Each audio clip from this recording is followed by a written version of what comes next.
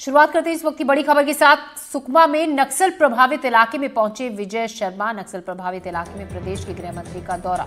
घोर नक्सल प्रभावित इलाका है रायगुडेम। 22 नवंबर 2024 को यहां पर एक कैंप खोला गया था। कैंप में सीआरपीएफ की 223वीं बटालियन की तैनाती की गई थी। अधिकारियों ने गृह मंत्री को दी ब्रीफिंग।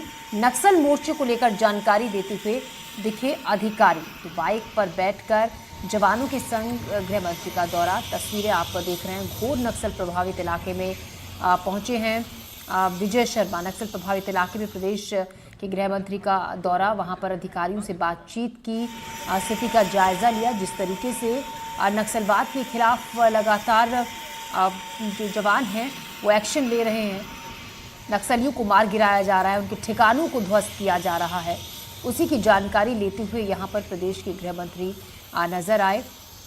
साथ ही रायगुडेम 22 नवंबर 2024 को यहाँ पर एक कैंप खोला गया था। सीआरपीएफ के 223वीं बटालियन की तैनाती यहाँ पर थी।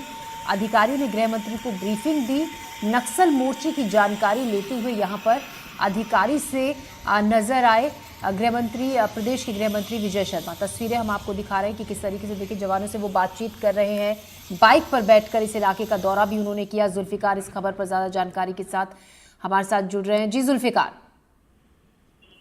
ये बस्तर का अंदरूनी इलाका है और लगातार देखे तो जिस तरीके से एंटी नक्सल ऑपरेशन इस इलाके में चल रहा है और अब सूबे के उप मुख्यमंत्री विजय शर्मा का दौरा है, क्योंकि केंद्रीय गृह मंत्री अमित शाह का बस्तर दौरा होने वाला है और उसके पहले उप मुख्यमंत्री विजय शर्मा यहाँ पहुंचे हुए हैं।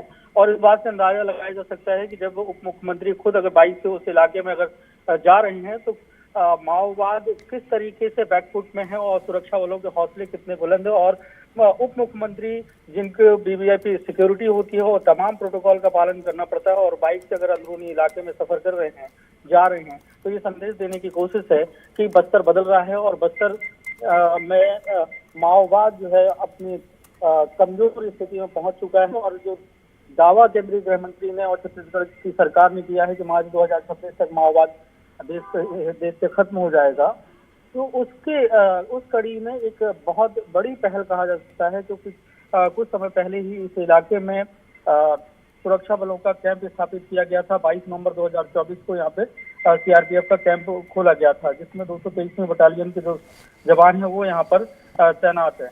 तो ये एक सुखद तस्वीर अंदरूनी इलाके से निकल कर आई है, क्योंकि उप मुख्यमंत्री उस इलाके में अब बाइक से जा रहे हैं, तो मतलब भी आप बेखौफ होकर उस अंदरूनी इलाकों में जा सकते हैं।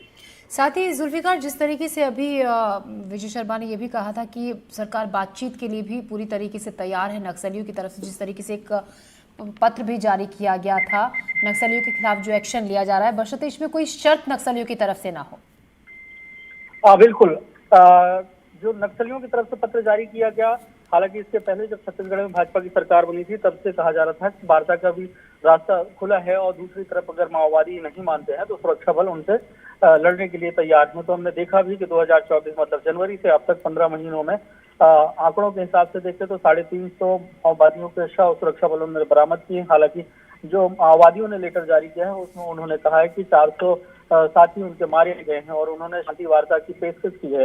हालांकि उसमें कुछ शर्तें हैं और लेकिन अभी तय नहीं है कि किस तरीके से बातचीत होगी, माओवादियों ने की तरफ से कौन बात करेगा, क्या उनका शर्तें होंगी। तो हालांकि उसकी तरफ छत्तीसगढ़ के उप मुख्यमंत्री विजय शर्मा ने साफ कर दिया है कि किसी भी तरीके की कोई शर्त नहीं होगी, बातचीत के लिए तैयार है। नीतियां सरकार की खुली हुई हैं कि अगर वो सरेंडर करना चाहते हैं और मुख्य धारा से जुड़ना चाहते हैं तो छत्तीसगढ़ ने एक बहुत बेहतरीन नई नीति जो है नक्सल नीति तैयार की है, जिसमें पुनर्वास के पूरे पैकेज उसमें दिए गए हैं कि अगर जो माओवादी है अगर वो सरेंडर करते हैं तो एक एक कैटेगरी डिफाइन की गई है कि उन्हें कितने लाभ होंगे, सरकारी नौकरियां मिलेंगी, जमीनें मिलेंगी।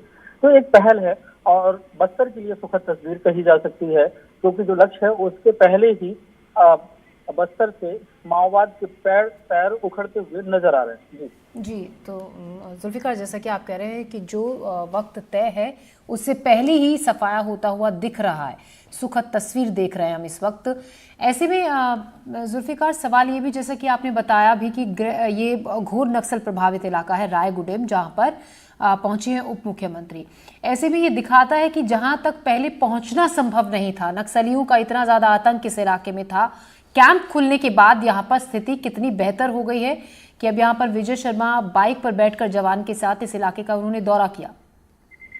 ज्योति, इस बात को समझिए कि बस्तर का ये अंदरूनी इलाका जो सुकमा का है, दंतेवाड़ा है, बीजापुर है, कांकेर है, इसके जो बीच का इलाका है जिसे दुर्गम पहाड़ियों का क्षेत्र कहा जाता है और अंदरूनी इलाकों में जो आबादी है आदिवासियों की वो बहुत कम है। इस इलाके को ही माओवादियों का गढ़ कहा जाता रहा है और अब सुरक्षा बलों के इस अंदरूनी इलाके में कैंप स्थापित हो चुके हैं और मूवमेंट सुरक्षा बलों का है। अंदरूनी इलाकों में सड़कें बन रही हैं और जिन इलाकों में हेलीकॉप्टर से भी जाने के लिए परमिशन जो है, जो एडमिनिस्ट्रेशन है वो मुश्किल से देता था बड़े बड़े वीआईपी को, अब अगर अंदरूनी इलाकों में कैंप खुलने के बाद सड़क मार्ग से वीआईपी वहां पर पहुंच रहे हैं, उप मुख्यमंत्री पहुंच रहे हैं और मीटिंग्स कर रहे हैं, तो ये साफ संदेश है कि वहाँ की तस्वीर अब बदल रही है।